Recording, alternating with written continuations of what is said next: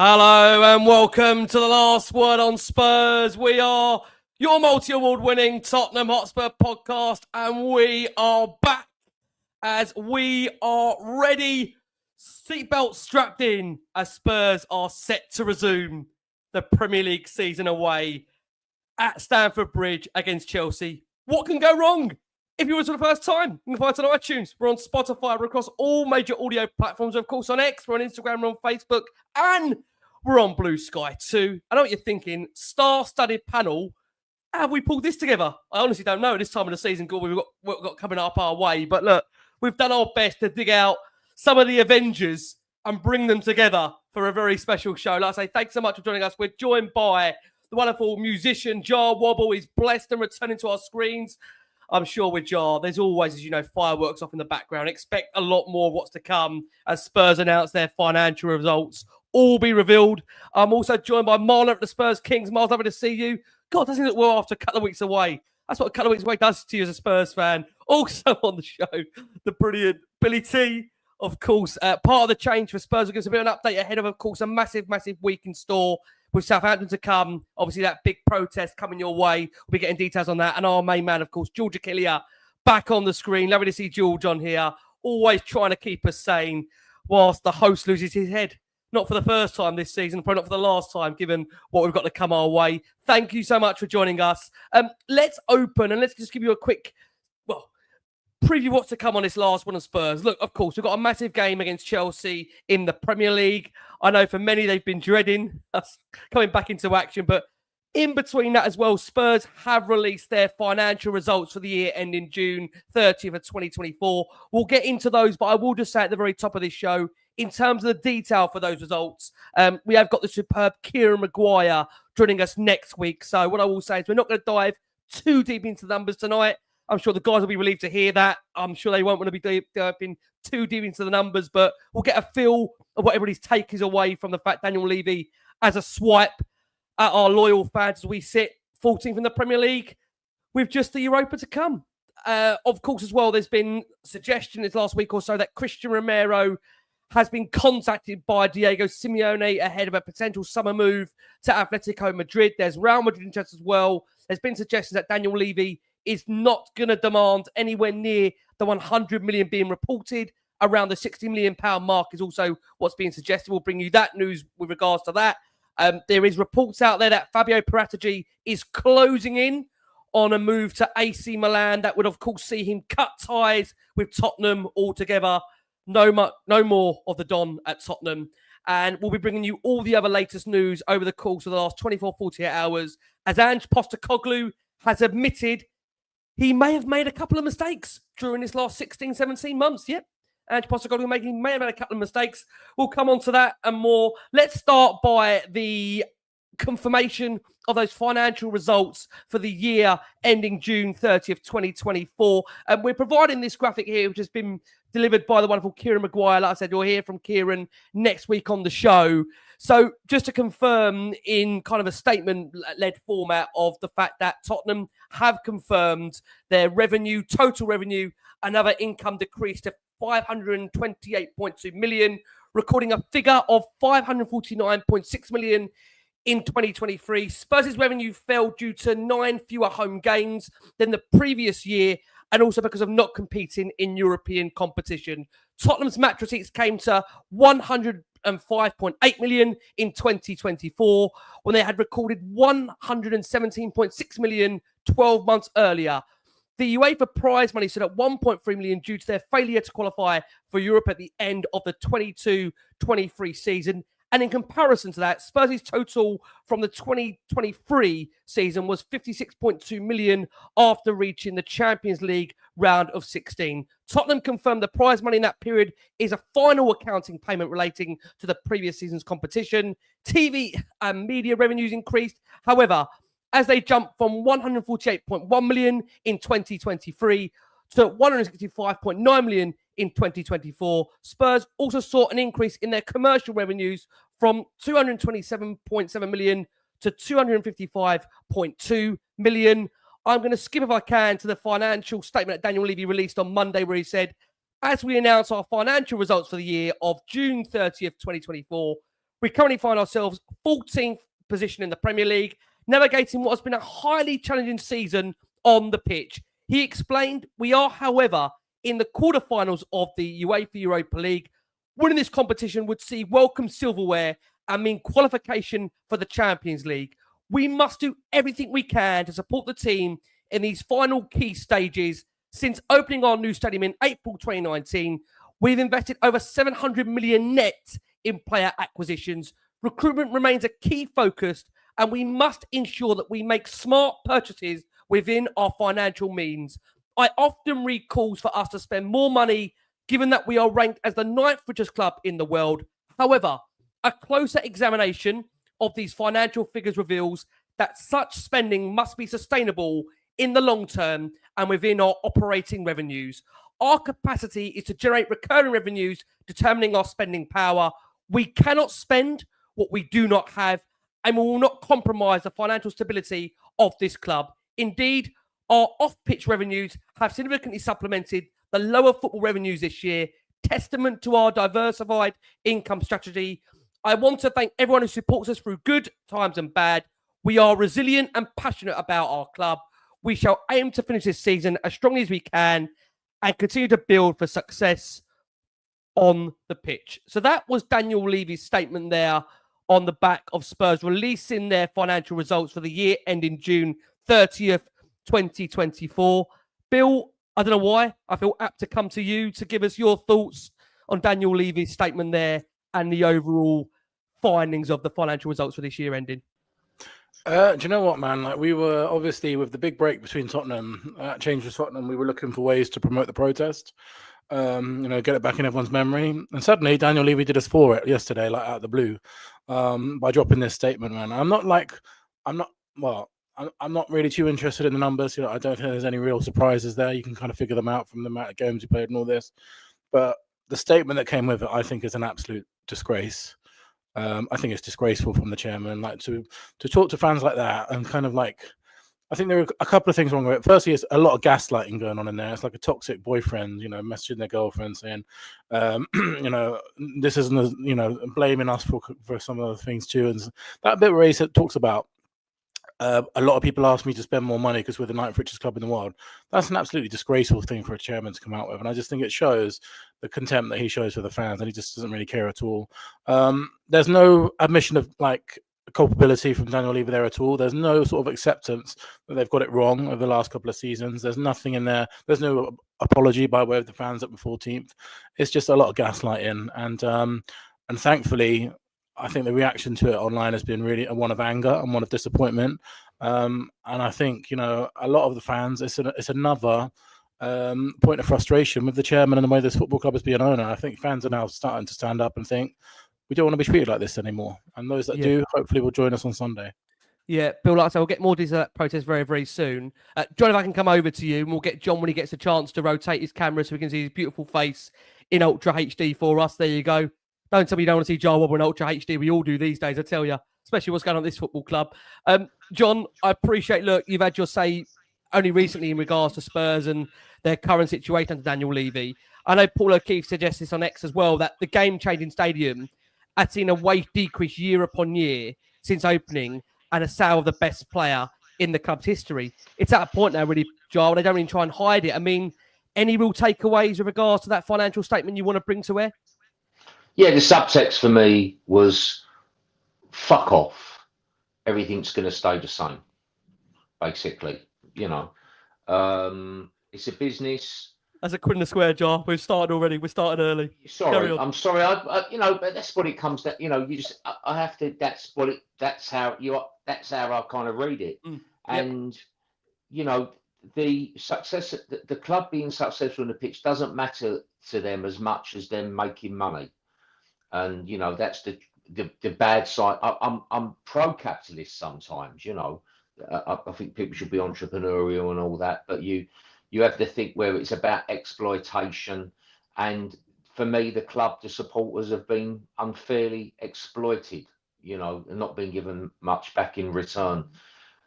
I have to say it's as well, other comment, which we'll probably come on to with Ange Postecoglou, when you marry that, what Levy said there, which as Billy said, it's a kind of gaslighting of sorts, really.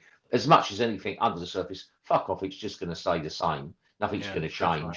And it's also a veiled criticism that the fans are stupid, for expecting more to be spent, more to be done.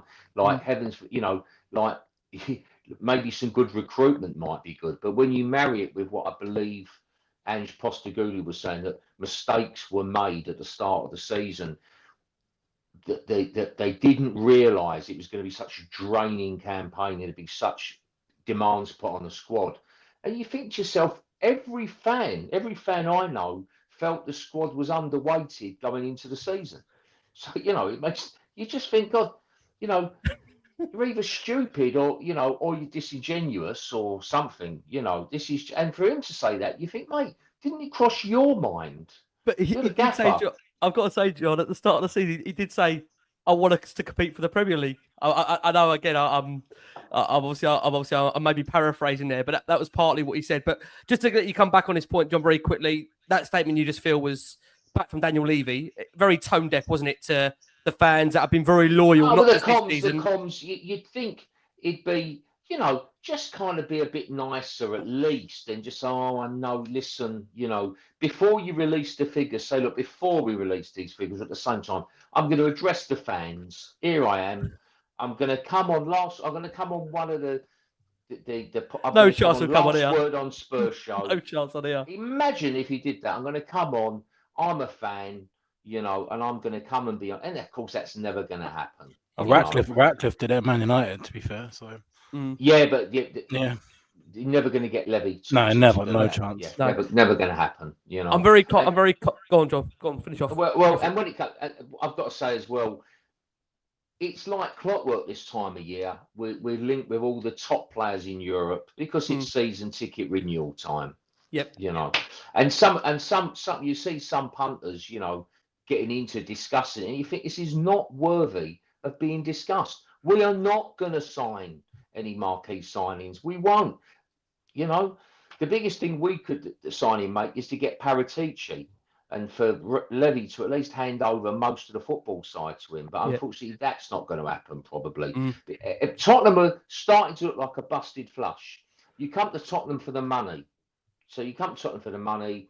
You can have no problem, have a bad season, get paid off, and like Nuno, you'll go on and prosper in the way managers and players do. Yep. And it'd be interesting to see, I think a lot of people are really thinking hard about renewing their season tickets or not, for sure. Yeah. So that's what. So it's just very depressing. There's all that statement does is compound a bad feeling, And I think probably I might be wrong. I don't know how they think. I would assume there's a bit of a contempt there for the fans. They probably have a name for the fans, a kind of generic name, some sort of pejorative term for fans, and that they, we're just a bit of a nuisance. And what you want is a load of obedient cattle sort of coming in, paying for their season tickets, paying for their pop concerts and boxing matches, and just the money and not have any dissenting voices. And how they're going to get a dissenting voice because, as I've said on this show, if you boil a club down, it's not the managers, it's not the players, it's not the board, it's not the owners who really are trusted guardians. Really, it's the supporters. We are Tottenham. We're Tottenham. It's the fans. So I'm afraid I'm glad to see people like Billy standing up and protesting against it. It's the only way it'll happen is protesting, or people stop buying merch or something. If you affect the wallet, the takings, that'll have some effect. But they'll think they can see this off. It's just, unfortunately, Tottenham has become a naff and vulgar club. Tottenham's a vulgar club. It's a vulgar club. It's a naff club. It's a classless club. We're not. The tradition isn't, and the heritage isn't, and the fans isn't. But that's what the bloody brand has become. It's been absolutely besmirched. They should be ashamed of themselves. How can you be the owner of a club that hasn't seriously challenged for the league? you know, in all the time they've been there, which is what, 20 odd years now, right?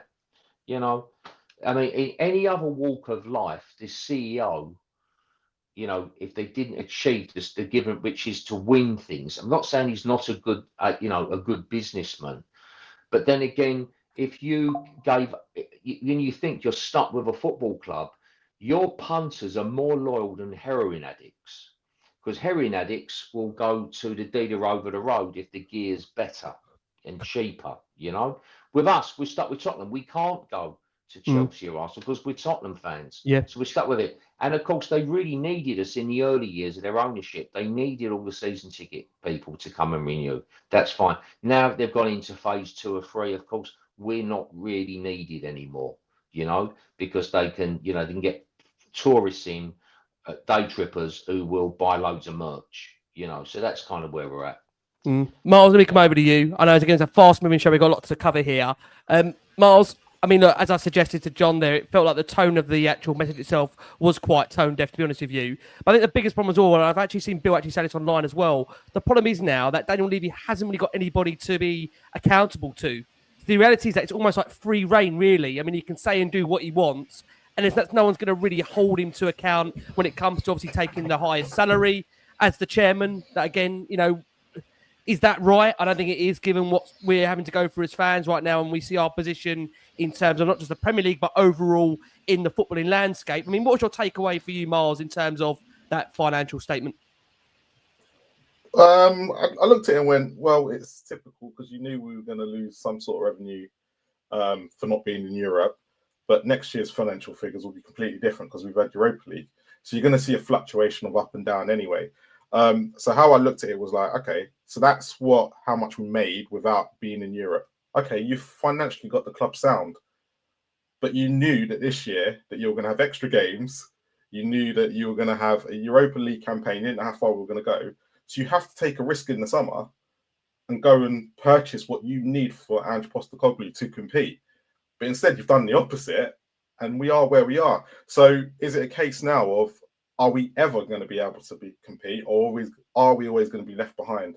Is Daniel Levy ever going to take that massive risk again and go and get the players that are needed for whichever manager is going to be here going forward? The problem is, I think that statement has clearly shown, and I'll be quick, who Daniel Levy is and what we're going to expect. And that's it. And unfortunately, he kind of said with a pinch of salt, look, I can do this with you or without you. I'm going to run the club my way or the highway. So there you go. You can't. In all honesty, like we will protest, but he's kind of saying, don't care anymore. You've done what you need to do. I can do this with you or without you. So at the end of the day, it's where do we go from here? And all I can say is that Billy and the team are doing something that we need to get behind. But how much of a change now will after that statement? Because you looked at it and it was like, okay, it was all nice and fluffy, and then it was everyone keeps telling me. So obviously, you know, he is listening. He is listening, and it obviously is now touching the nerve with him. So I'm kind of like, you know what? I knew this from years ago what he was like. I got it. It's just now he's being, you know, he's showing the rest of the people that backed him for years who he really is. And it's down to us as a fan base to either be on, get behind the change for Tottenham, or be on the other side and go, you know what? I don't mind what he's doing, and I'll keep going and keep support. I'll just keep going to the club every week and just keep what I'm doing. It's just what people are going to do at this present moment. So, you know what? At least I now know when I go, if I want to do anything with Spurs, where I stand. As a fan, as a supporter of Tottenham Hotspur, I now know by that statement what Tottenham's intentions are. Yeah, I mean, it's interesting, George, because as kind of Marlon touched upon there, when you got through the statement, you had the financials which I read out, and there was a part of, obviously, again, at the end, he thanked the fans for what's been, to some degree, a loyalty for what's been a difficult season. But I think, you know, again, we've said this so many times that it comes across so tone deaf that they can't understand the frustration and the mood of fans that have put up with so much over the last 20 years. And the thing is, I don't think there's any Tottenham fan out there that wants to be guaranteed to win, G. You know that as well. I mean, listen, you go home and away. God, how many years you've gone home and away. You're not expecting to go and win every game. You're not expecting to go and win every title. But what you do want to feel is that the football club is at least competing. And, we look at other clubs now that are kind of cropping, ahead of us now. The likes of Aston Villa, for example, Newcastle most recently won a cup. Forest, they're going to be getting Champions League football. It's coming to a point where Tottenham have always been a recognised club within the top 6, no matter what people can say. Suddenly, that could become a top 8, a top 10. And the worry is, where are Spurs in terms of that landscape when you've got a chairman that's admittedly said, to some degree, he's going to put in really for what he wants. Well, he's going to spend what he wants to his degree and will not listen to really what the fans have got a feeling on that. Yeah, it felt to me just like pretty much everything that we do is just extremely reactionary. So just the claim itself that we've spent 700 million, what do the fans have to complain about, doesn't just go into the details of, well, no. And the ones that stick out to mind are the summer when we signed Lo Celso, but we were in for Bruno Fernandes and Dybala. We didn't want to go that little extra stretch to get the clearly much better player in the now. And it's happened year on year out throughout the tenure. We go back to the whole Ryan Nelson times instead of Gary Cahill. And how many managers have come out and spoken afterwards saying, I wanted X player, but the club settled for this instead. So yes, while the figure looks a lot, it doesn't actually go into the detail and count for the fact that the ownership decided to deter away from the better players and still went for cheaper options. It's more volume than it is quality. And I think you actually, despite the fact that I think, if I've read this correctly, even though we've technically spent more than Arsenal, they have spent more per player. Yeah. So they are signing better quality players than we are. And it does feel like to me we're playing catch up. And to your guys' points earlier about, Ange saying that we're not ready or so on and so forth. It felt like that we were signing players in the summer off of the back of what we were missing for last season. Yep. Rather than being proactive and being like, we've got more games. Europa League is bigger than it has been before, and we've got it when we hadn't had it last year, and so on and so forth. So it always seems like, oh no, the team's missing this little bit. We'll give them a little bit just to try and work on that, rather than what we should be doing and what other clubs have done is been a lot more proactive and realize that if you want to become a successful team, you're going to have to go deeper into your pockets. Yep. We're in a situation this season where City were before they got their money. We are at that level that Man City were in that period. And obviously they realized the only way they could possibly attract good players and get to a better level was to overspend on the wages and the players to get them in to create a successful team. And those statements today showed that we aren't going to do anything near that. So I do worry that we are just going to continuously fall behind everyone because I don't know. Yeah, I don't know if you guys saw the Arteta quotes yesterday as well, where he came out and said, spending big, yeah. We're going to spend big. We're excited for the transfer window. We're going to buy big players and we're going to renew contracts. That's all we wanted to hear as Tottenham fans, like from our chairman. But we're never going to get that ever. And that's the difference between a club that want to win trophies and that want to balance the books. Yeah, and the only other thing as well that I was thinking at the time was like, it all just seems like excuses, because what happened to the quotes when we moved stadium saying this is going to be the game? We know the game changer quote, but it was always, no, we can attract the best players, we can create the best team. Okay, if you're telling that to the fans at that point, which was in the Poch era where we were competing for the league and in the Champions League final, then naturally we're going to think, all right, if you're saying that this stadium is going to bring in even better players so we can kick on, of course us as fans are going to expect to compete on maybe multiple trophies front, or at least stay in and around that competitive sphere at the top of the league. And we've just completely regressed since then. And now it just seems to be, well, we can only really spend what we make, so we're just going to kind of do what we can rather than actually try and win something. Yeah, I mean, just on that point, I've said this on so many occasions on Last Word on Spurs that for many, they left their seats at White Hart Lane and Spurs were in a genuine, at one point, title race. They've come into the new stadium, and where Spurs are right now, they're 14th in the Premier League. And with all due respect, if ENIC were to leave tomorrow, they took over the club in mid-table. They'd be leaving them mid-table with one trophy to their calls during that time. And look, they may, in their mind, feel that their legacy has been the stadium or the training ground. I think John might have said this when he was last on. In years that will come by, generations, nobody will remember ENIC, Daniel. It might be Marlon. I think Marlon said it. Sorry, Miles. No one will remember Daniel Levy and ENIC for the stadium or the training ground. That will become a distant memory to a lot of fans out there. So I think it's at a time right now, as Bill has obviously touched upon, as leading on an open door, that fans do need to come together And obviously, Bill, there's another protest scheduled for this upcoming weekend against Southampton beforehand. Do you want to give a bit of detail on that? I know you're coming on Friday as well to once again reiterate that fact. Give us a bit of detail as to the plan for Sunday, where we will need to gather, and how this will be put together from your side. Yeah, sure, man. Thank you. And I just want to say thank you for the support that you guys have just mentioned there. All of you. It's much appreciated. And it certainly wouldn't be getting the numbers that we did without this show. So it means a lot. So thank you very much, guys. So on Sunday, we're going to protest. We're going to march against the board again. Similar to the last one, for those of you that attended. Rick, I know you were there. We walked together. Same place, exactly the same place, which is the meeting point between Lordship Lane and the High Road, and it's just near Sports Direct. But you'll see it, man. There'll be loads of people there from 12:15 onwards. Then we're going to march down towards the ground. What we're trying to do this time is create kind of a visual message as well. In the last protest, just by chance, someone was selling scarves. They sold 100 in like 5 minutes. So a lot of people have been buying scarves in between the two protests. That's great. We're also, we do have flags available if anybody wants to bring sort of a visual message, and our obviously branding color is like yellow. Some people have messaged saying they're going to wear yellow at the protest. All things like that would be great. Scarves, banners, signs, all that kind of stuff. Because we want the message to be clear in the game as well that fans have just had enough. So we're going to meet at 12:15 and march down towards the stadium. We're then going to meet inside the ground and get some songs going inside the stadium as well. And if you check out the Spurs song sheet Twitter, which I know most people will be familiar with, if you do have Twitter, they're also talking about some chants and stuff as well. So just, again, all the hard work that we put into the protest, and again, all Change for Tottenham has always ever been and always ever will be. It's just a platform for people to come together. It doesn't matter who's behind the scenes. It doesn't matter the work that we do. The only thing that matters is that we come together as Spurs fans, because if that statement doesn't, Marlon just said it exactly right there. If that statement doesn't show you who our chairman is, then you're never going to see it.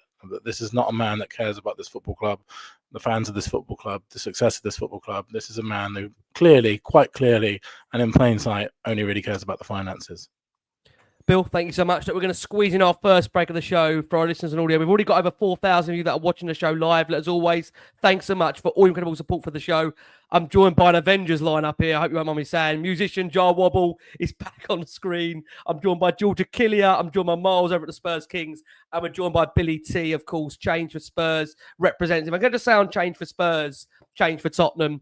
For those that didn't go to the protest last time, and I was there and I will be there again this Sunday, that I think it's really important that we put this message out there that, I know Bill said this before, it's for everybody to attend, whatever gender you are, male, female, all ages. I think I've got to say, I think we saw a load of dogs, Bill, even at the last one. Yeah, animals, kids, pet friendly.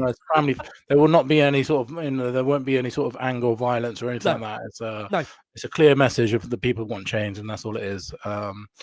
So there were loads of kids there last time. Families, people, and even something different this time. We had a lot of people message saying that they're so fed up with the club that they don't want to go to the game. So a lot of people are coming down and just watching it in a local pub. So they're not giving any money to the club, which we're very happy to support as well. If you have a ticket, if you don't have a ticket, if you're worried about going on your own, there's loads of people going by themselves. So don't worry. Everyone will talk to you. It'll be a very social thing. So come down on Sunday, please.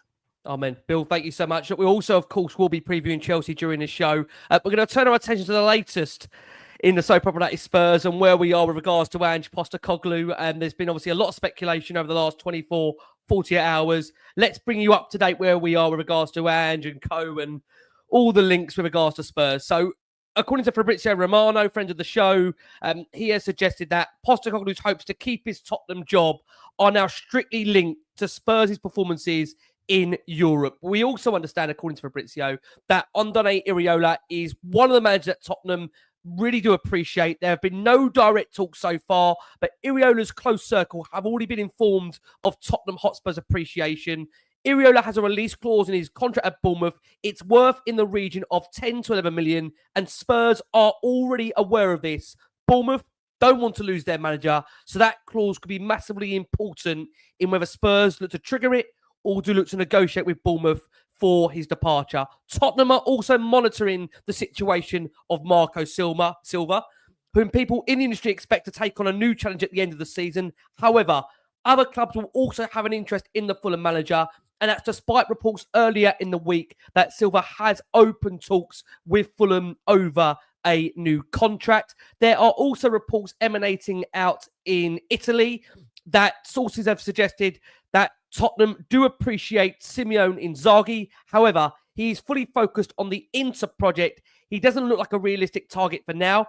However, Tottenham do see him as a potential successor to Ange Postecoglou, despite him being very happy at Inter with regards to coaching that football club. Now, quite interestingly, an interview dropped with Opta Sport on the Tuesday where Ange Postecoglou believes the club underestimated the challenge of Europe as the 59-year-old faces an uncertain future at Tottenham, despite, of course, leading us to the Europa League quarter-finals. But, of course, as we know, Premier League-wide Spurs, we sit 14th. We've got nearly as many points from the relegation zone, 17, as we are away from Chelsea in 4th with 15 points. Unless Tottenham win the Europa League, they'll be without any form of European football for next season. We actually had a quick chat off there. I mean, I'll come to you on this, G, to start with, if you don't mind. And just said, look, it's been a tough season. There's no hiding from that. It hasn't gone anywhere near the levels that we wanted. We start off with goals, ambitions around what we wanted to achieve. There's frustration because we've seen the glimpse of what we want, but there's been enormous setbacks and inconsistencies. Takeaways, G, from this interview for you from Ange Postecoglou? I mean, quite honestly, he has said on this interview he's made some mistakes. Yeah, no, I mean, yeah, he's been honest, and I think he had to, really. If he came out of that somehow deflecting and saying none of it was his fault, then that's completely disingenuous, because at the end of the day, we've had a lot of injuries, we've had a lot of games that we've probably thrown away or should have done better in. But I find it interesting that he liked to use the word "we" a lot. So I wonder if there is a slight dig there in the fact that he might not have got all of what he wanted in the summer and potentially in January, because we all saw the quotes coming around just before the January window where he was like really saying, guys, Solanke's going to be out. He needs help. He needs help. It does seem to be a little bit of a dig at the club as well, saying that there's a reason why we're not ready, but he has to hold accountability because a lot of it's down to him as well. As much as, yes, the Europa League has got 2 extra games, it's 2 extra games, and we knew we'd be going from 1 game a week to 2. So, but to be honest with you, I think like a lot of these things, they're so heavily controlled as to what the answers are for what they've gone out. Yep. It's hard to really look too much into it. Yep. A lot of it is just sort of bog standard answers to questions. He's never going to come out giving exact specifics on what's gone wrong. So I don't think there's really too much you can read into it, in my opinion. Yep. John, I will steer the show over to you. He said, look, there's a frustration that we've seen glimpses of what we want, but then the enormous setbacks of that inconsistency set in the league. This is what got me a little bit. We performed well in the Cups, better than last year. I mean, has he completely forgot that Tamworth display?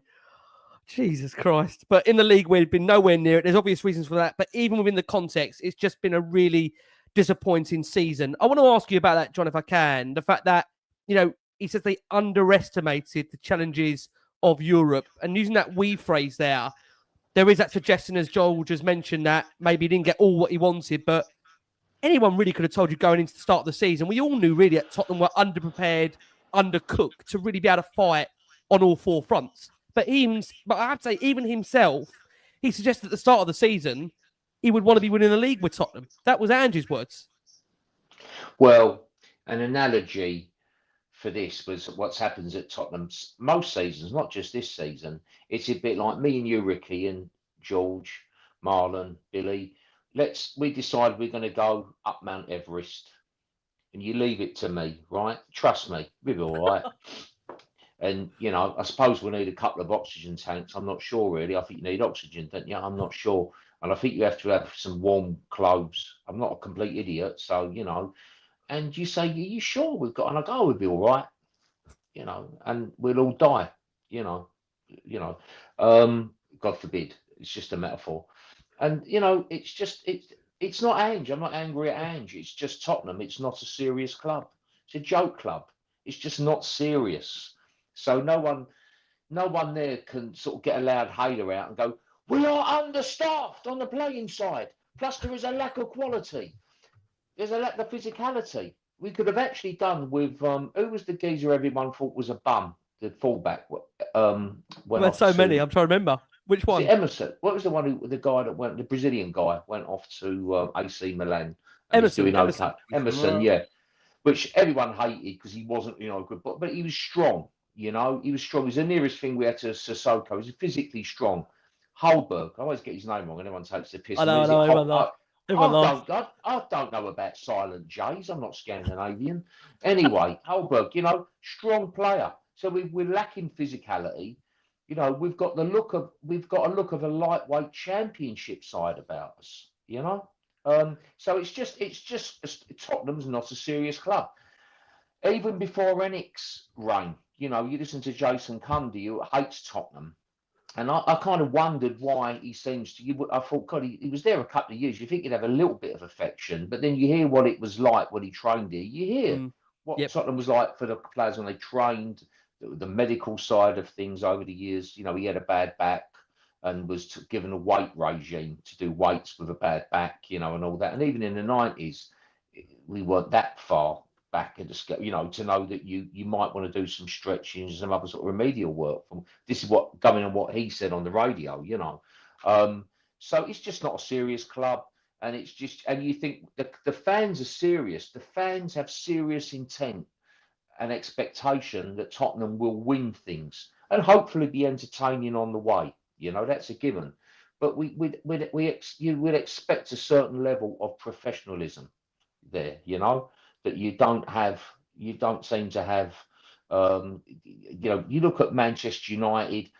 Lucky enough I'm very good friends with people who were very senior at Man United in the Fergie era. They were there on the bench, and they're great people, and they give you an insight.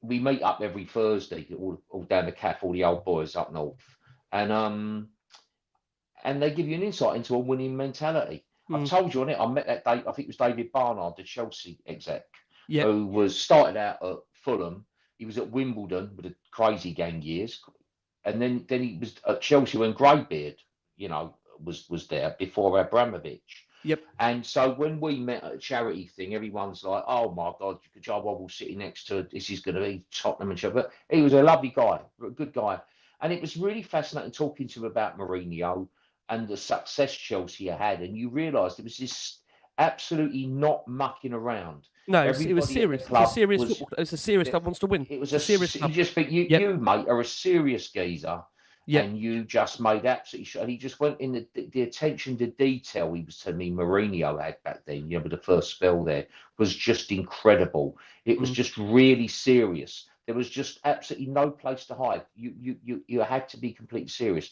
Tottenham isn't that club. It never has been. What's depressing about, obviously, Levy is not going to change. Marlon was quite correct what he said. It's a clear message. He put it more articulately than I did with my swearing, but it's basically quite contemptuous. But the thing is, it's been quite clear what Tottenham was about for years. But like an abused spouse, we renew our season tickets every year, and this, you have to say this is an idea, because I suspect it's like an open secret. Tottenham's a busted flush. You would only go to Tottenham for the money now, you would only go there for the dough, right? Really, you're not going to go there because of the joy of working in a progressive atmosphere with Levy as your boss, Levy, I don't know the guy personally. He doesn't strike me as a warm or engaging individual. He doesn't strike me as the kind of guy, and maybe I'm completely wrong, but I don't think so, the kind of guy that would know how you set a warm, engaging and winning culture from the heart at a football club. Quite capable, I'm sure, of going and running any corporate entity anywhere, and that's all well and good. But the businessmen I tend to really respect are the guys that have started out on a market stall, and they've built their market stall up, and they're absolutely self-made. I'm not sure he's a self-made sort of man. So he's a guy of business school kind of background, I guess, quite capable of running corporate companies and all that stuff. But you would have just wished that it kind of continued running Tottenham and handed the football side over to somebody else, somebody who would be more engaging with the fans, because the comms, as we know at Tottenham, there's something, it's funny with Tottenham. So you've got this lovely, incredible new stadium, incredible training pitch, but it's still too Bob Tottenham. It's still too Bob, you know. And you all know what I mean, and you're young guys, but you know what I mean. Yeah. It's too Bob Tottenham. That's John, hold that thought on that. I'm going to come back around in a second. Miles, I want to bring you in just in regards to the fact that, you know, Ange has admitted there, we've put that point out there, that this is a weak collective, as George touched upon, that they may have been underprepared to fight on all four fronts in the season. He's also been adamant that the football schedule has massively impacted Spurs' form and the overall season, suggesting that the Premier League should reconsider the draining schedule. I think it's very dangerous to be coming out with messages like this when last season we're complaining we didn't have enough games. Now we've got too many. I mean, I'll be honest, I watched that interview for me on Open to Sport. If anyone hasn't seen it, I'd implore you to go and watch it. That to me looks like a manager that knows his time is, with all due respect, coming to an end. And the reality is that he's got to find work elsewhere. And he actually said, I think, a couple of weeks ago in one of the pressers that he said, don't worry about me. You know, I'll be all right after this. Because let's be honest about it. I mean, even John said it. Every manager, when they leave Spurs, they go and recover and they build themselves elsewhere. We've seen it even like Nuno Espirito Santo's done very, very well. Conte, Mourinho, they still go elsewhere and get jobs. So I just wonder if you've detected at all, Marlon, maybe changing vibe with Ange. The fact that, you know, again, he suggested, I'll come on to in a second, that he knows a large percentage of the Spurs fans maybe don't feel he is the right man and they've maybe lost belief in terms of the direction of the club. What's been your takeaway, Marlon? It's quite a powerful interview to be given when we are still winning the Europa League. We could still win something, and he would be, many might be angry at me saying this, in terms of trophies, he would be the most successful manager Spurs have had since 1984 if he does go on and win the Europa League. That, unfortunately, is just a fact, whether people like it or not. Yeah, funny enough, I caught the interview this morning and I thought, one, he looked a bit more relaxed when he was talking to Mark Solskjaer. I thought, actually, him doing it on Australian TV, he looked a bit more, felt like he was back home. He felt like a bit more relieved. He felt like he could talk and it wouldn't get taken out of context. And I think the English press really got to him. So, but I looked at some of his comments and you're spot on in the fact of, I think he's a relieved man. He's like, you know what, if I don't win it, I know I can go elsewhere. And I think he's kind of, and it's the bit at the end that got to me because they started speaking about Australia. Yeah. And I was like, hold on, what are they talking about? And I kind of think he's all gearing to prepare for him to take Australia again. And I think that's what's came out of it to go, actually, he knows what's happening after Tottenham. And he's got to the point of, that's why he kind of said, when he said about the fans as well, because a lot of, you know, you do hear a lot of fans going, why don't you just support the club and whatnot, and this, that, and the other, why are you taking that on Ange? And Ange is like, look, I'm not going to sit there and tell anybody how to feel. He can clearly see it's gone wrong. And I think from the moment he said, when they, I think the bit about January window, when he needed that bit at the beginning, as what George said, you could clearly see there was a disconnect, and he went, that's 2 windows now. And they only got Danso at the end because Dragusin kind of was going to be out for the rest of the season. And also, if it wasn't for Ange, they might not have got Tell either. He had to step in and get Tell over the door. And you think about Matthias Tell. Yeah, and that is concerning on a bigger scale.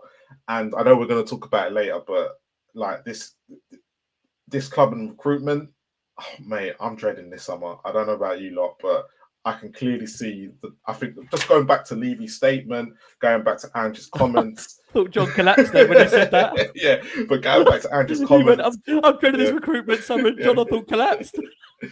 It's going to be interesting being a Spurs fan over the next few months. It's going to be so interesting. Are you sure it's the right word? Interesting, Miles. Yeah, it's going to be difficult.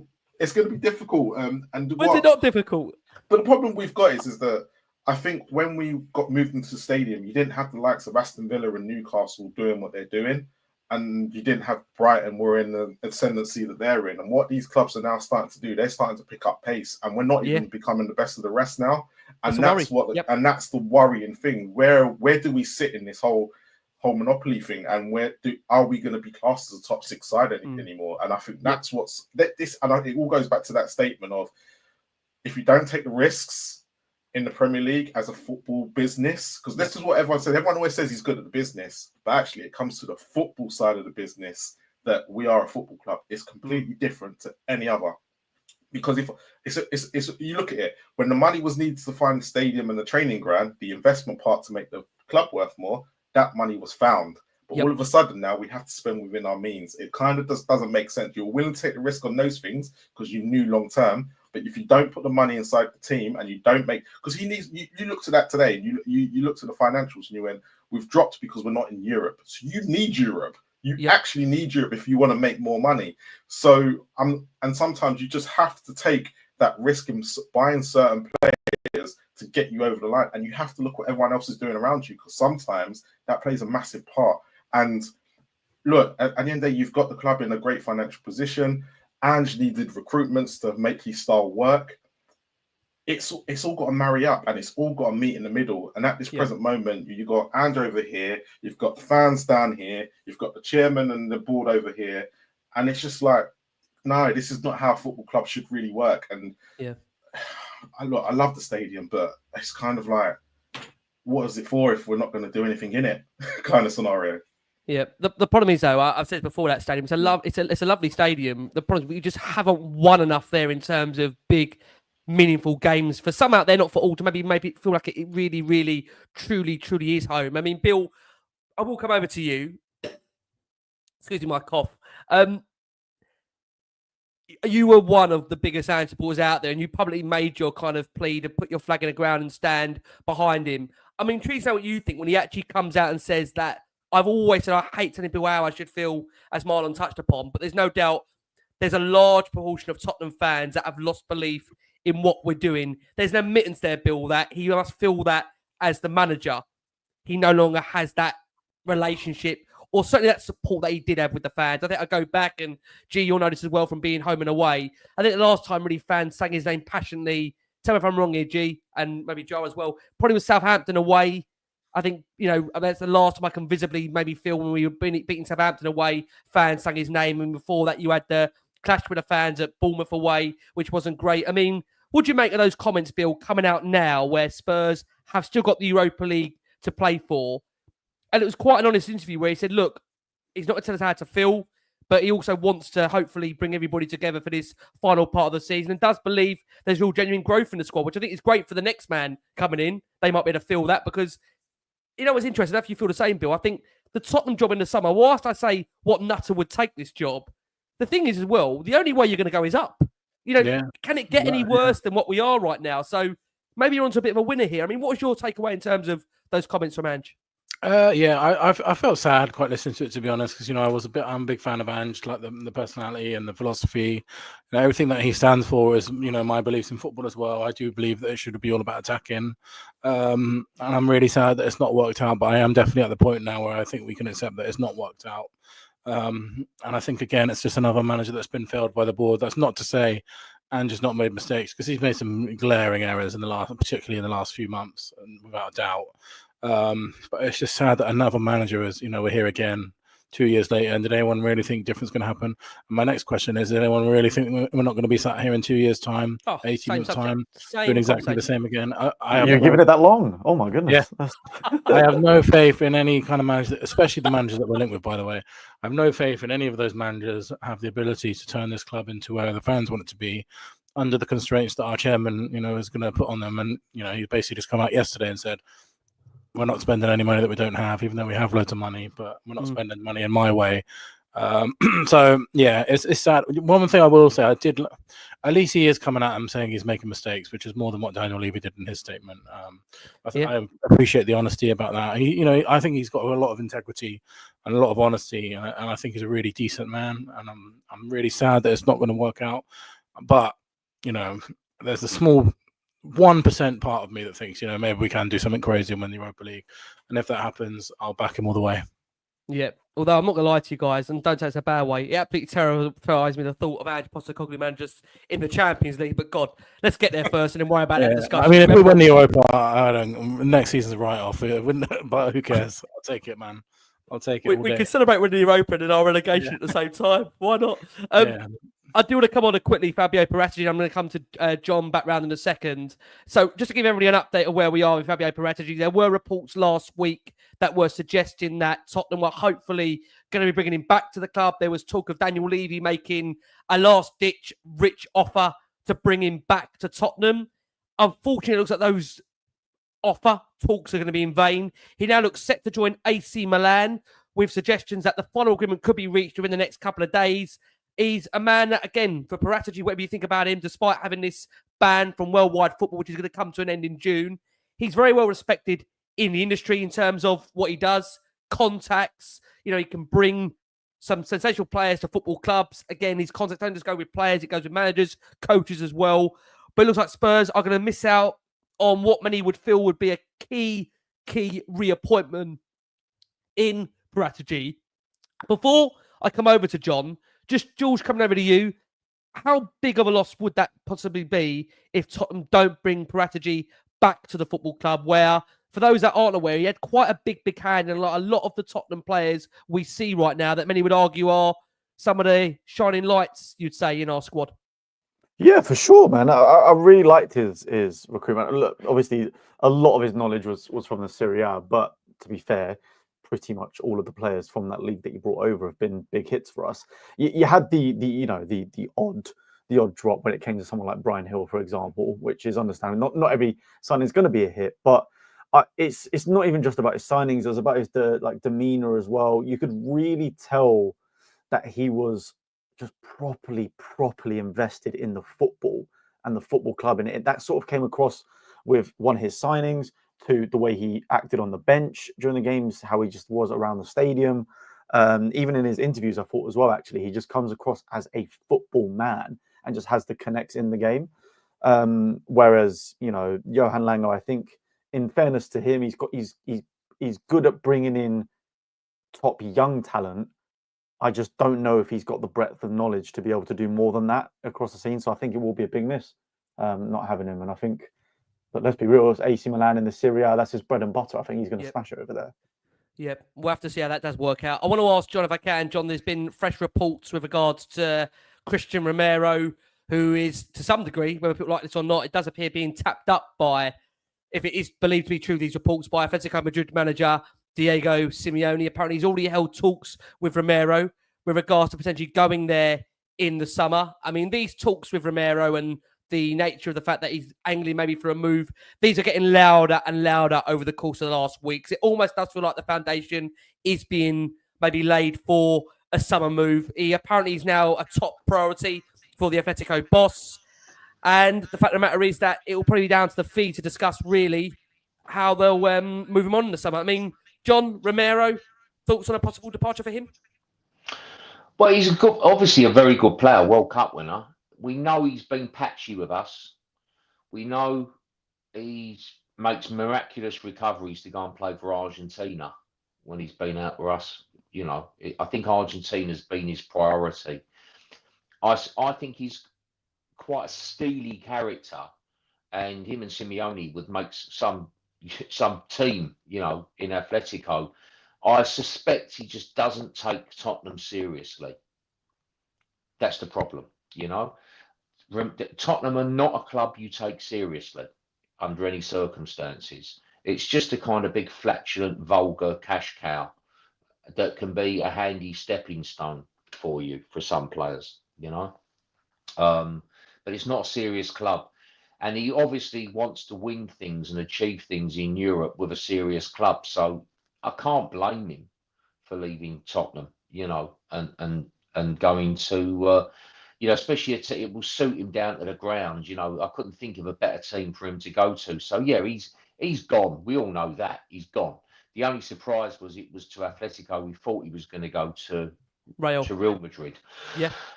But yeah, nothing's going to change down there. I mean,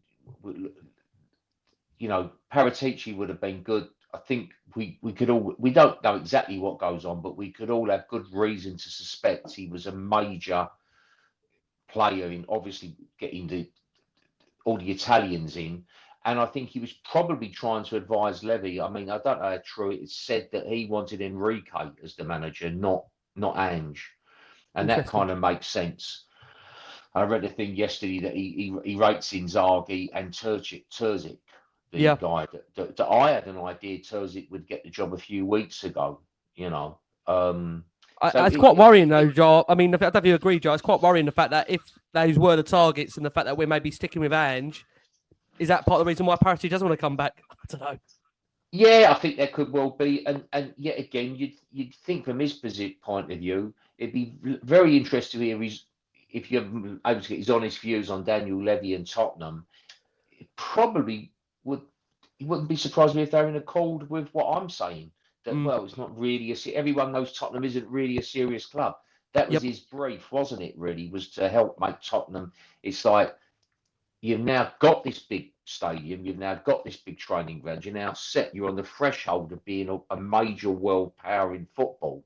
So you get this guy in who's had experience of running the football at one of the top 6 sides in world football, Juve, wasn't he? He was that for years, I think he was. That's right, yep. And, you know, I think this, but I probably would feel he wasn't given enough power. And who's Langer? Why did Langer get hired? If you know that, you know, he can still act as a consultant and that the band he was in would be up about now, then why would you bring Langer in? You know, and I think you look at Tottenham, there was that Mitchell guy went, Comolli went, you know, there were other people that, you know, the people involved in recruitment. I think there's a guy at Liverpool now that was at Tottenham. Michael Edwards. Was it Michael Edwards? Yep. The guy Barber. Baldini. The guy Arneson. The guy Barber at Brighton. What a job. Yeah. I mean, you're talking about a proper football man there, John. You're talking about he's a proper football man. Well, and so you have to you look at Tottenham, and it's so depressing because I'm going to the Eintracht Frankfurt game. I'm going to go to it. I've never known a situation.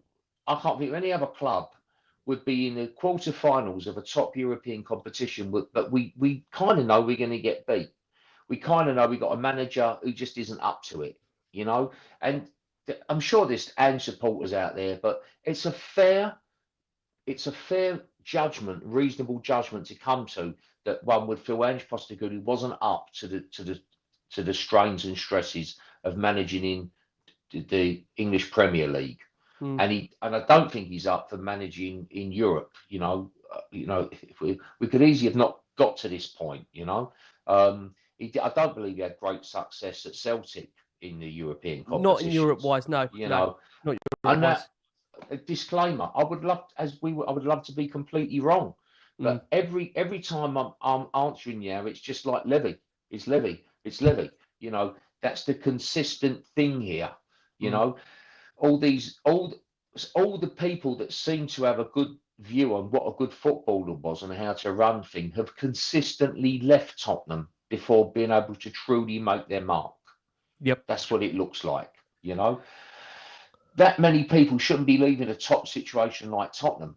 I mean, you're in recruitment, right, Ricky? Is your game? Is that right? Yeah. So you know, there's certain companies you might recruit for, you know, a certain bank, you know, the Bank of Jah Wobble, let's have a bit of fun, you know, and that's the top bank or something, you know, and, you know, no one leaves that bank. Yeah, no one leaves. There's certain companies, somebody will ask you to headhunt somebody and you will say, well, this person's working at the Bank of Jah Wobble. There's no way he's going to leave there, you know, because, you know, have you seen their gym? They've got a gym on the place, you know. They let them work from home as much as they like, you know. They've got a wonderful, you know, health benefits. And so, you know, if you're a truly successful company, you'll only go to another truly big, successful company, right? And so, you know what I'm saying? So, in other words, Tottenham are sort of pretenders. They're not the top thing. You know, they're not the top thing. And by the way, I've been watching Man United, the second half against Forest. Yep. And they played decent, probably deserved the point. And that's my fear. You know, they've been like bigger laughing stock than we have this year. Oh, but they'll beat us in a final. That'd be my worry, United. That's right. Well, that Amorim, you know, it looked to me like he's got a, you know, there's some belief there. They play. Forest obviously are gonna, they want to defend their box and they're knackered. You know, they played a lot of games, and they won. And they, you know, but United, what I'm saying is, played with a kind of spirit in that second half we wouldn't have. You know. And there's something there's a real malaise at Tottenham. You're hoping maybe this is the point where it's an absolute nadir. We're at the lowest point. Maybe we're going to Chelsea, who we can't ever beat them at their own place. We can't beat them at all now. You know, he's lost every game against them. And so none of us are expecting us to win. At the point where you have zero expectations, maybe they come good. Maybe something happens with the senior players where they say, come on, this is fucked, but we can do better than this. Come on, let's go and win this. Let's go and win this cup. And wouldn't it be wonderful? I'd love it, you know. I'd love it. But it looks like we're stuck with Levy, you know, and maybe with people like Billie, with the protests, that, you know, they might rethink that, and it might rethink their position. But you know, it's worth what one could only hope so. But right now, every conversation, all roads lead to Ennick. Really, it's until that changes. That's the consistent thing. Until that changes, nothing changes. Well, it goes back there, like G said, we might be having this conversation again in 12, 18 months with regards to a lot of these subjects. One of them is guaranteed is probably the subject on Chelsea. You can't get it. It's like a law of physics. You can't have a state of stasis. So it actually won't. People will actually just walk away from it. I don't know what it will become now. I would imagine everything, all the upper tiers are empty or something for a while. But you can't have a state of stasis. And that's something, I'm sure there's a theory in economics about stasis in the law of diminishing returns. And you'd think with Ennick, you know, they should be kind of careful here.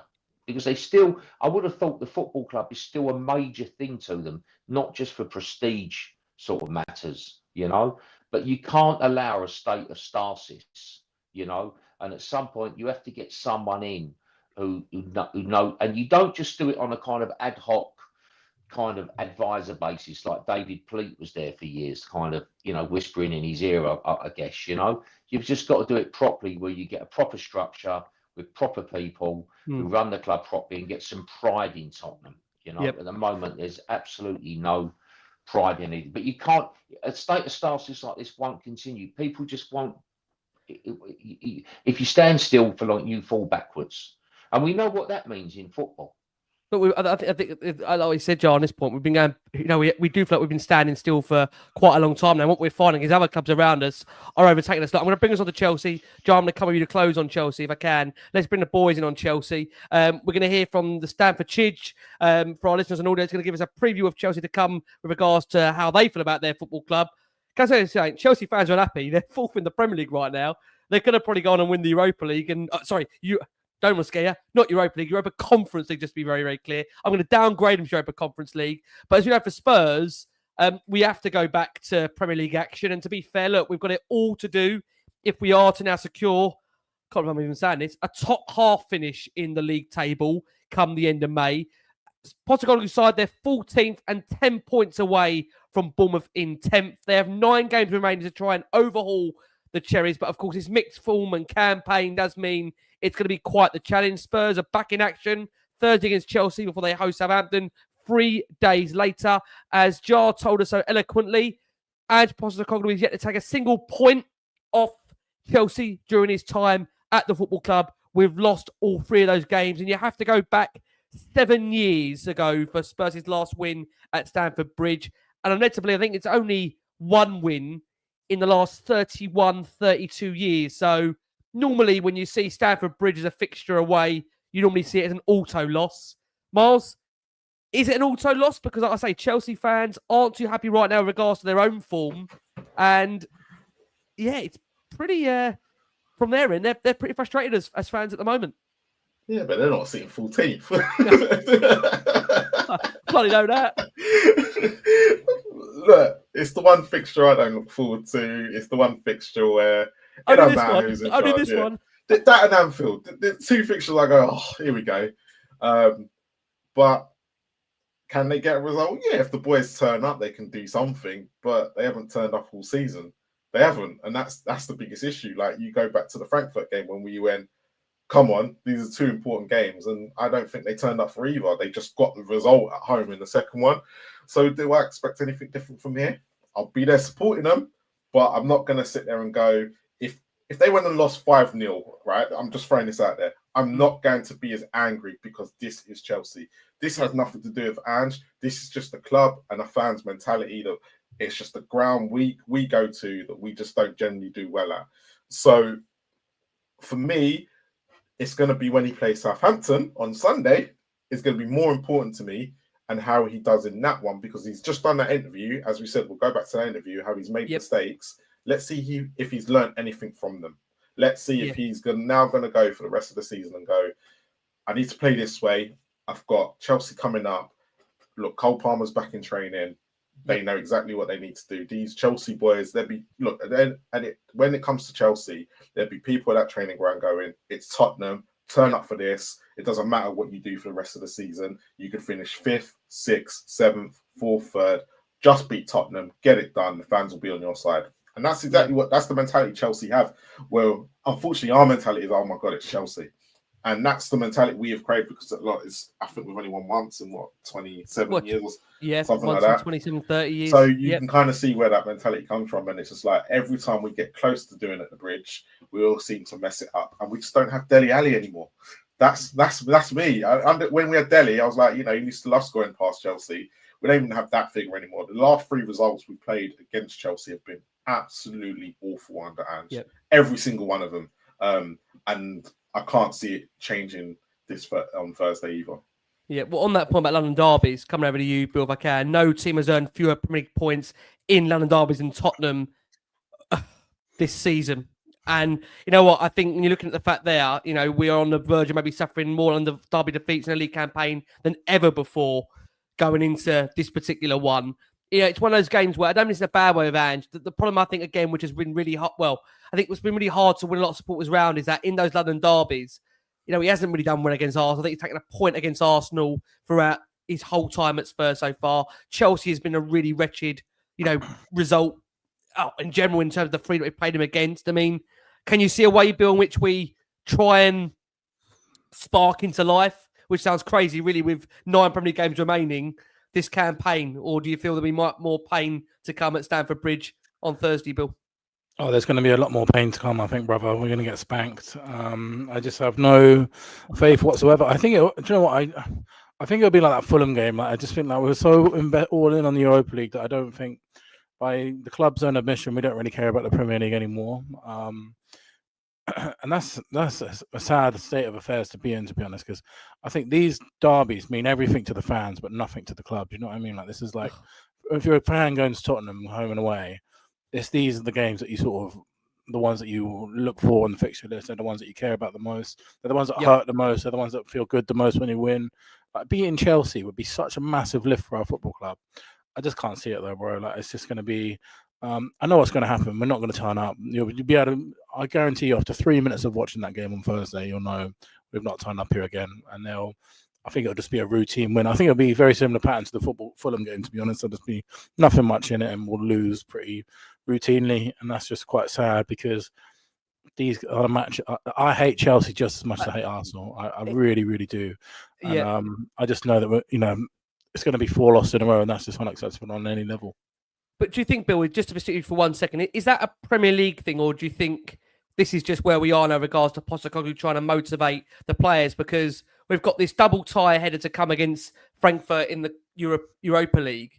I mean, what's going to be your gauge now between here and the rest of the season? Are we looking to the Premier League to try and play us into form for the Europa League, or are these going to be one-off games that we've got to try and turn up in?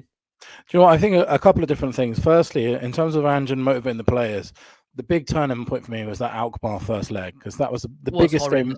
Yeah, that was the biggest game of the season, and we didn't turn up, and they didn't even look like they were interested to be there. And that, for me, was the moment I thought, I don't know if he's lost the players in the sense of like they're turning against him, but I think he's lacks the ability to motivate them anymore. Like that performance is when I lost it with the club completely, just because that was our biggest game of the season, and that performance was absolutely unforgivable. Yeah.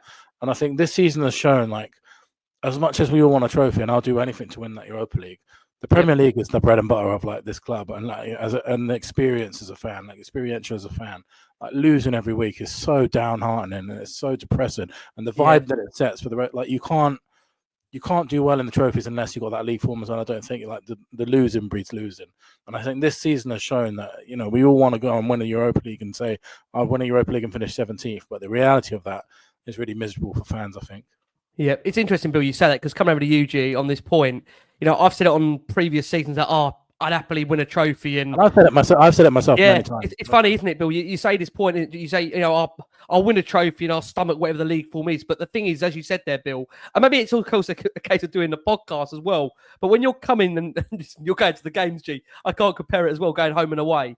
But when you are getting beat, to some degree, quite consistently in the Premier League, whereas Bill says it is your bread and butter, it is a harder task than try and raise yourself for these kind of one-off games. I mean, do you feel, that we're going to need to see some element of a bit of a pick-me-up in the Premier League consistent-wise if we are going to go on and win the Europa League, G? Or can you just see us turning up on one-off occasions over 2 legs for the Europa League to see us all the way through to the final? Because I just don't see how we're going to be able to do that. Do you?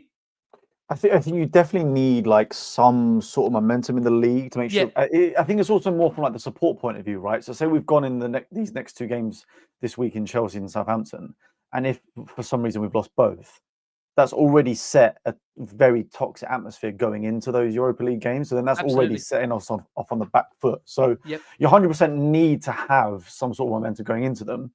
My thing is though, and we've seen all this season, we do also need to be careful of these injuries, and I see us potentially prioritising this Chelsea game, then almost binning off the Southampton one at the weekend to try and rest some of our better, some of the more important players like your Romeros or Van der Vens going into the Frankfurt matches. So, which is a strange one because that's going to be at home against a team that we should be beating anyway.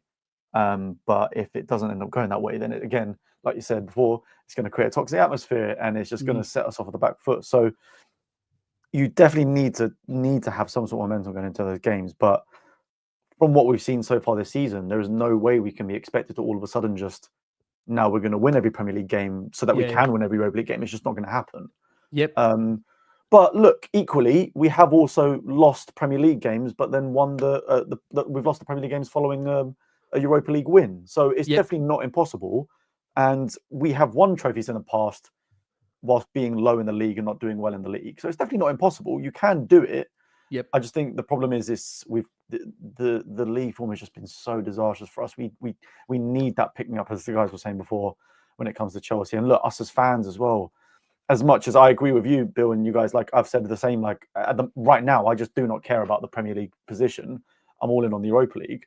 But at the end of the day, it's you don't lose it. You don't lose the final 9 games. Yeah, no, of course you don't want to lose those games, and you don't want to be feeling about Spurs about it, and you want to beat your London rivals because that's what really matters. So I think you've got to go into this Chelsea game being a bit more confident and saying, well, if we want to make a mark on the Europa League, we've got to make a point here as well.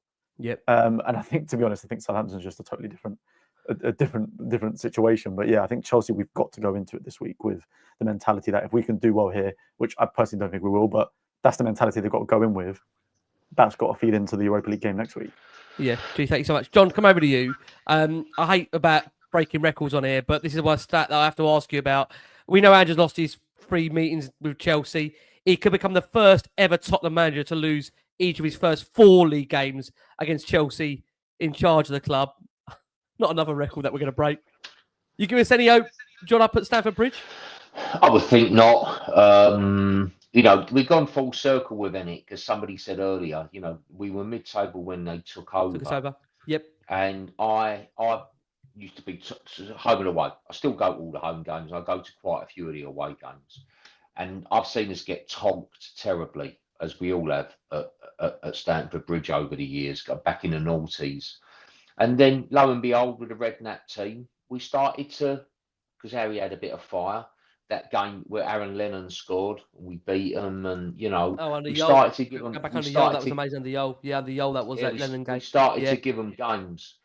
And so they started to, at Wembley under Poch, remember when it started with Son, done that amazing run down the right. For me, it was better than the goal we got against Burnley, But, we're now back to where we were. They're much better than we are. I'm surprised they've struggled a bit. They struggled a bit more. That they had a bad run. They're probably off the back of it now. In any case, Dr. Tottenham will see you now to reinforce the victory you've had the other day.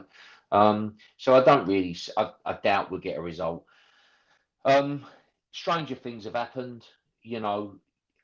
and you never know what goes on with the interactions between people. So I think so much, as I keep saying, is down to the senior pros, really, and with Ange, wouldn't it be nice if he just maybe said, oh, fuck it, I don't care, I'm going to be gone anyway, it's a league game. Say to the coaches, what do you think we should do? Do you think maybe we could defend? What about that? That'd be a laugh. Maybe we could defend in a compact manner. That'd be a laugh. Maybe we won't. I thought you meant, John. When you said fuck it, I thought you meant he's actually going to talk to some of the coaching staff around him, not defend. Well, I bet you there's been more than a few words exchanged. I know football, and of course, some of that coaching staff would not have been happy what they've been seeing. And he's not for this. You'd think an Aussie would be a fiery kind of standing on the touchline, swearing even more than I swear.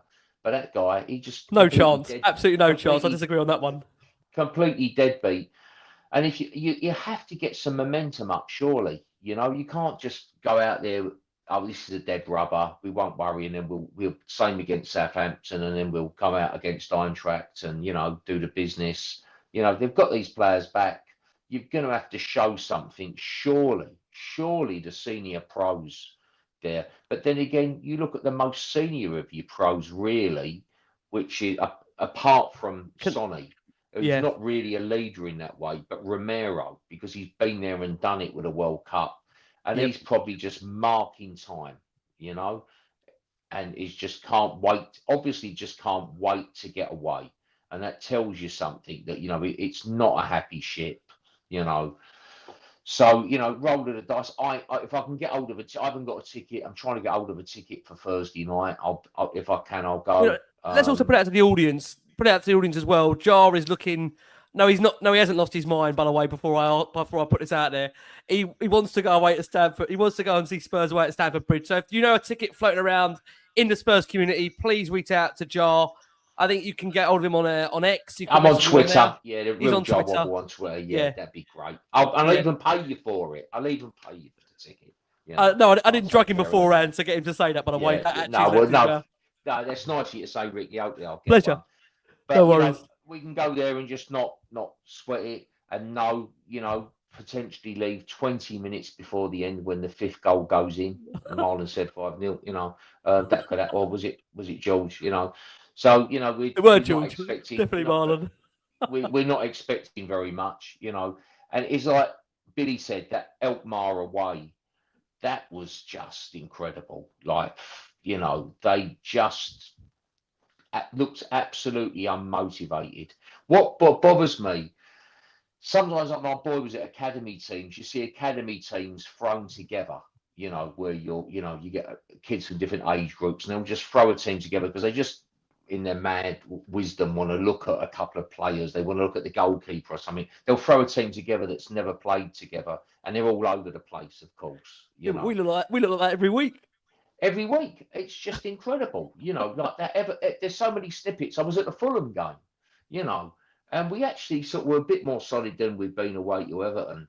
But there's just a complete kind of lack of drive, And you see players just, ambling back and out of position, We still this tired thing of Porro going up into the inside right position as well in games, as he did when we against Bournemouth, because obviously he's been told to do it. And you just think this is such a tired tactic, because everyone knows Tottenham, they're fullbacks. So get the ball, hit it early down that left channel, and all these Premier League teams, like God forbid Chelsea, they're all speed merchants.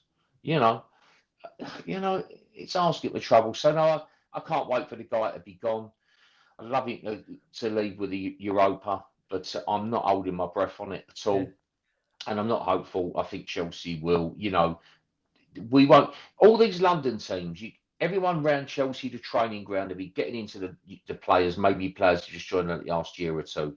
I suppose the way these young boys talk now, you imagine the kind of way they describe it, but basically they'd just be saying this lot of complete mugs. They're gutless. You can't let them. You can't possibly. If you lose, against these mugs. It's the biggest disgrace. So go out there. You can kick their ass, They don't like being bullied. You just bully them, they'll Get in their back off. faces. Yeah, Yeah, get in their faces. Well, Chelsea, Chelsea. The main thing, Chelsea have lost 6 of their last 12 games, so this isn't a fluid Chelsea side. But everyone knows that if you want to pick me up, Tottenham is always a club for you. I think they won. They won. They won 1-0 against somebody, didn't they? Can't remember it. They have won. So technically, they're off the back of that bad run.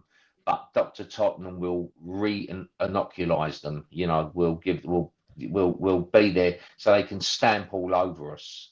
And all you can hope is to say, that somehow they, sense reigns. If Ange had been sacked, I suspect things might have just been a bit better.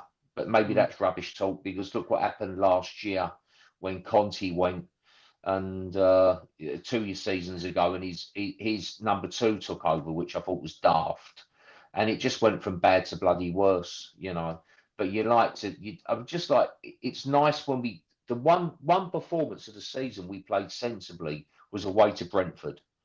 It was defended well. It was a gritty game. I was actually overjoyed. I preferred that to us winning 5-0 because it was a proper game of football, Yeah. But the thing at that time, John, as you know, we were limited on numbers, and really we reverted in that situation where, because we had limited numbers, I feel like now we've got all the players back, that might be a different performance we're going to see. Look, let's go to predictions very quickly. Jar, what are we going for, John? I'll be mental just for the sake of being mental. I'll just think the heavens will align, the planets will align, and something remarkable will happen. And I will say Chelsea 1, Tottenham 3. I'm being mental, but 3-1 Tottenham. Right. Because everyone is going to quite rightly predict 5-0 defeats. So just for the sake of being awkward, I'm say Tottenham win 3-1. Get him that ticket, everybody. Get John that ticket for Stamford Bridge. You want to go there and see us win there 3-1. George, what are we going for? George, I got to say, I don't think you've never predicted a loss on this show. No, I never. To be honest, I never will. As delusional as that may be, I never will. I can't go into any game ever with the mentality that we're going to lose straight away. So even if that is probably the reality of it, so I'm going to go for a humble draw, 2-2. 2-2. G, thank you so much. G, I know you got an interesting video out there. Give a mention to what you got out there for the Spurs community. Yeah, I mean, give it a watch. They're not just quite out yet. I've got one coming out tomorrow. But yesterday, Marlon was there as well. I filmed about 5 videos in the studio with a bunch of Spurs, Arsenal, Man United, all sorts of people came down. So some very funny content and people going at each other. Especially, I'm gathering you won the tear up, G, because there's not a mark on you. So I'm gathering you got through it. Oh, okay. I was the referee for everything, so it was great. Oh, was you? I don't think they get the use. Got man George came in to do 1 Spurs fan versus 5 Arsenal fans. So that's a tasty video that will be dropping at some point soon. Hopefully a bit more entertainment than Spurs at the moment. So yeah, keep an eye on that. G prediction. You said, didn't you? You said 2-2. Yeah, 2-2. I couldn't quite believe it. I had to ask him again then. 2-2 he's going for. Miles, let's come over to you. Oh, Miles, I know, again, mate, I've got to thank you so much. I know we've got a big second half of the season to come on here with regards to what games we've got coming our way, which you'll be with me for as well. Miles, how do you see this one getting, and how do you see it working out? My head says 3-1 Chelsea. My heart says 1-0 Spurs, but I'm going to go with my head because my heart's, my heart belongs to one woman, not Spurs at the moment. So I'm going to go with my head. But yeah, I'm thinking 3-1 Chelsea, and I won't be surprised if we went 1-0 up tomorrow. So very well played that. Thursday, And he's got some brownie points in there as well by doing that. You've got to rate him for that. He knows what he's doing. Well played, Miles. I'm not stupid. I know where I got to sleep.